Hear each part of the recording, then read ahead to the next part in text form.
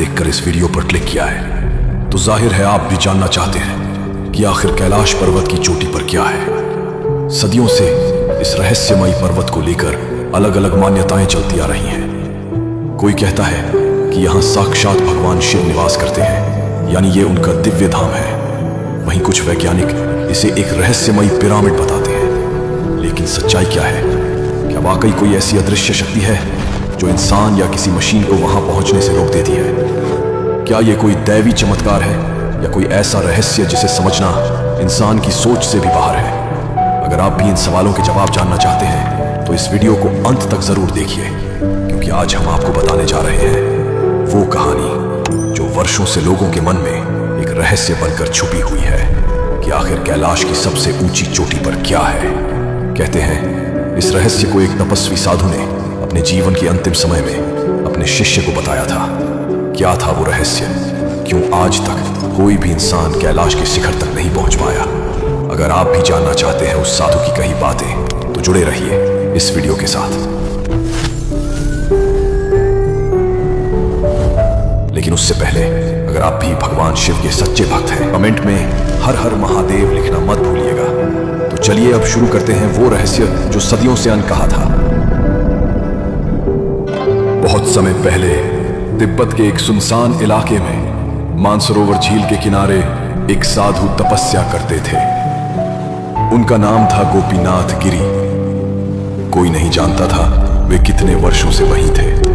लोग उन्हें चुप्पा बाबा कहते थे। उनकी झोपड़ी बेहद साधारण थी, पत्थर और कपड़ों से बनी हुई। लेकिन रात में वहां से घंटियों जैसी रहस्यमयी आवाजें आती थी। इस पवित्र झील को हिंदू, बौद्ध, जैन सभी पवित्र मानते हैं, क्योंकि माना जाता है कि यही भगवान शिव का निवास स्थान है। कुछ वैज्ञानिक इसे ब्रह्मांड का केंद्र कहते हैं और वर्ल्ड पिरामिड भी। कई यात्रियों ने बताया कि कैलाश की परिक्रमा करते समय उनकी घड़ियां उल्टी चलने लगती हैं। कुछ तो कभी वापस ही नहीं लौटे। इन तमाम कहानियों के बीच सबसे रहस्यमयी बात वही थी जो उस साधु ने अपने दिल में छुपा रखी थी।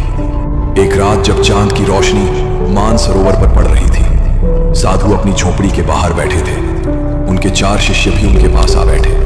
सबसे छोटा शिष्य काशीगिरी कांपता हुआ बोला, गुरुदेव, आपने कैलाश के शिखर पे क्या देखा था? साधु ने शांत स्वर में कहा, मैंने वहां केवल बर्फ या पत्थर नहीं देखे, मैंने कुछ ऐसा देखा जिसे कोई मान भी नहीं सकता। यह सिर्फ एक कहानी नहीं, आत्मा की परीक्षा है।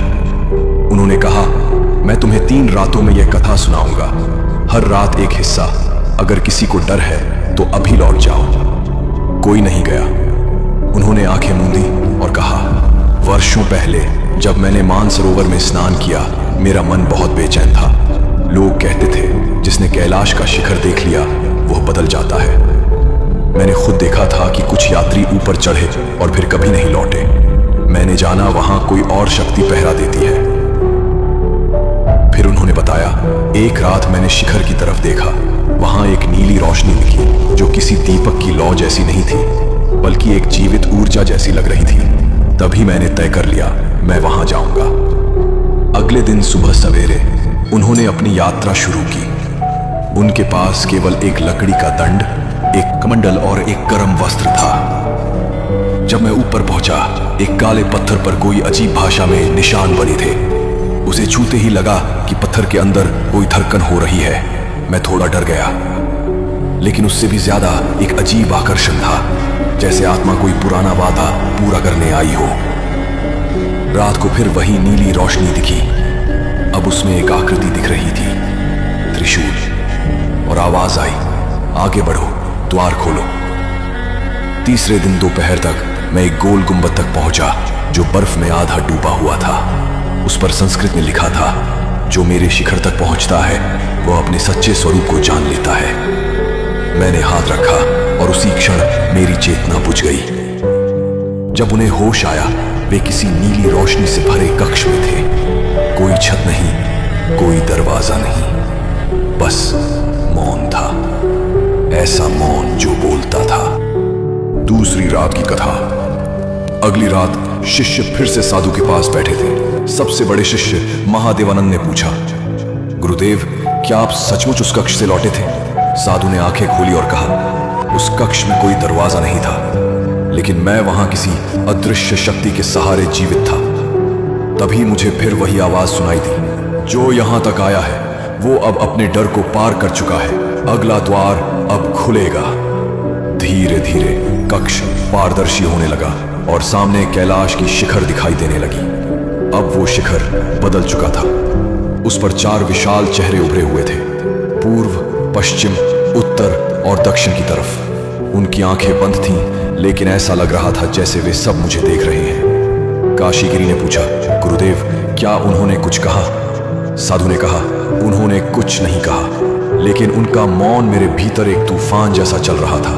तभी फिर से आवाज आई, दूसरा द्वार खुलेगा। फिर जमीन खिसकने लगी और साधु एक अदृश्य सुरंग में उतरने लगे। यह कैलाश की तीसरी परत थी, उन्होंने बताया। सुरंग की दीवारों पर चमकते अक्षर थे, जैसे कोई मंत्र खुदा हो। सुरंग के अंत में एक विशाल द्वार था, तीसरा और अंतिम द्वार। जो इसे पार करता है वो वापस नहीं लौटता।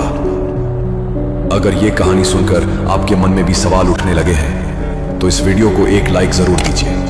और अगर आपको लगता है कि ये रहस्य औरों तक भी पहुंचना चाहिए तो वीडियो को अपने दोस्तों के साथ शेयर कीजिए।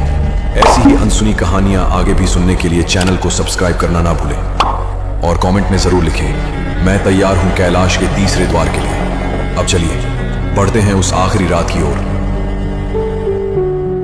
अंतिम रात। झोपड़ी में सन्नाटा था। शिष्य सांस रोककर बैठे थे। साधु ने कहना शुरू किया। तीसरे द्वार पर हाथ रखते ही एक ऊर्जा मेरे अंदर फैल गई।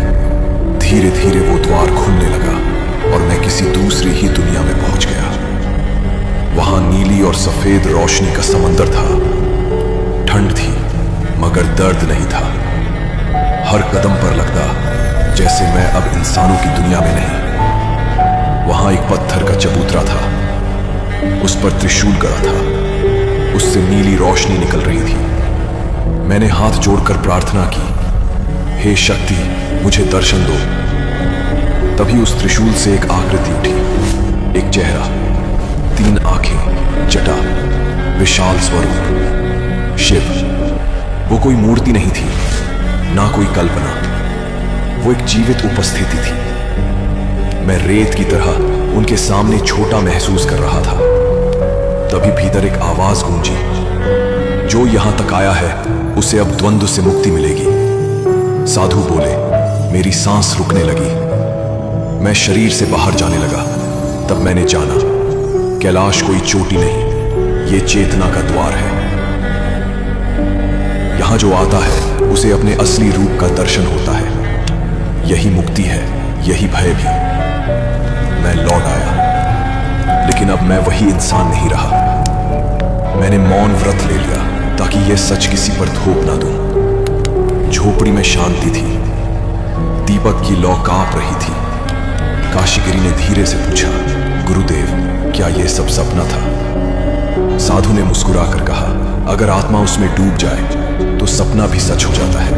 कैलाश के शिखर पर कोई मूर्ति नहीं, कोई चमत्कार नहीं, वहां तुम्हारा असली चेहरा छुपा है। जो उसे देख लेता है उसके लिए जीवन और मृत्यु का फर्क मिट जाता है। साधु ने आंखें बंद कर ली, दीपक की लौ बुझ गई। चारों शिष्य चुपचाप बैठे रहे। सिर्फ एक बात उनके दिलों में गूंज रही थी, कैलाश के शिखर पर क्या है?